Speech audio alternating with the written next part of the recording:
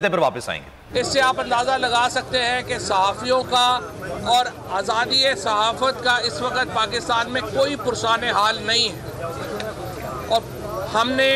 इस मीटिंग में इस गिरफ्तारी की शदीद मज़म्मत की है। उससे पहले जो हमारे कारकुन बिलाल, जिनको ज़िल भी कहा जाता था और बागी भी कहा जाता था, उनकी जो शहादत हुई कल,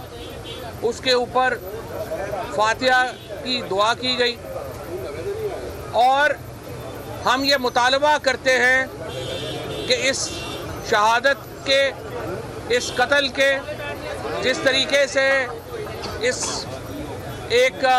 अंदोनाक वाक़े को जन्म दिया गया, उसकी बराह रास्त जिम्मेदारी 3 लोगों के ऊपर है, यानी चीफ मिनिस्टर पंजाब जो Mohsin Naqvi, IG Punjab, additional home secretary Punjab और सीसीपीओ लाहौर। ये 4 लोग इस जुर्म में सीधे सीधे शरीक हैं और हम ये मुतालबा करती है तहरीक इंसाफ के इन 4 लोगों के ख़िलाफ़ FIR काटी जाए। जिस तरीके से ये जो शहादत हुई है, तहरीक